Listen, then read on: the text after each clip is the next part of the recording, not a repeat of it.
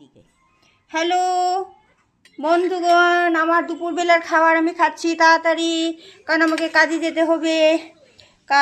তাই দেখুন আমি মুগ ডালে কী দিয়েছি, সজনা পাতা দিয়ে আমি মুগ ডাল করেছি, আর সঙ্গে দিয়েছি ডাটা একটু ছিল ঘরে, তাই আমি মুগ ডালকে দিয়েছি, আর পাঁচফোড়ন আর লঙ্কা দিয়ে শুকনো লঙ্কা পাঁচফোড়ন আর জেনাম দিয়ে সম্বাস দিয়েছি। আর এটা কি জানো, কচুর শাক দেখুন, কচুর শাক। আমি কচুটাকে আমার উপর থেকে আমি ছাদের উপর থেকে তুলে নিয়ে আসলাম কালকে, আর আজকে আমি কচুর শাকটা আমি নারকেল দিয়ে বানালাম, আর এটা কাঁচা লঙ্কা দিয়েছি।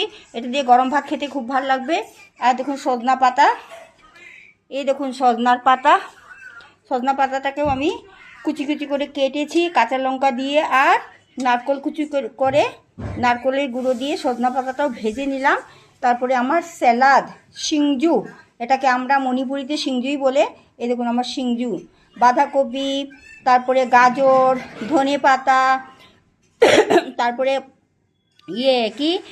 থানকুনি পাতা, ওইসব দিয়ে আমি সিংজু করেছি।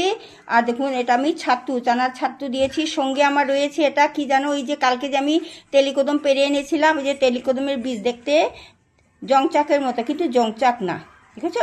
কিন্তু তেলিকদমের বীজগুলো খেতে খুব ভালো, স্বাস্থ্যের পক্ষেও ভালো আর গ্যাসের পক্ষেও ভালো।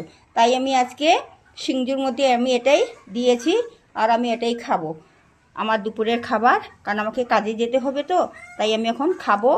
আগে আমি কচুটা দিয়ে আমি ভাতটাকে খাবো।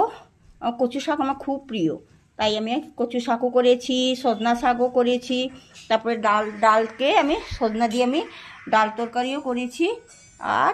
আর কিছু না, আজকে আমার দুপুরের খাবার এটাই। আপনারাও খান, বানিয়ে খুব ভাল লাগবে। ঠিক আছে, রাখি, সুস্থ থাকুন। যদি আমার রান্নাটা যদি পছন্দ হয় আপনারা বানিয়ে খাবেন, আর লাইক করবেন, সাবস্ক্রাইব করবেন। ঠিক আছে, রাখি, বাই।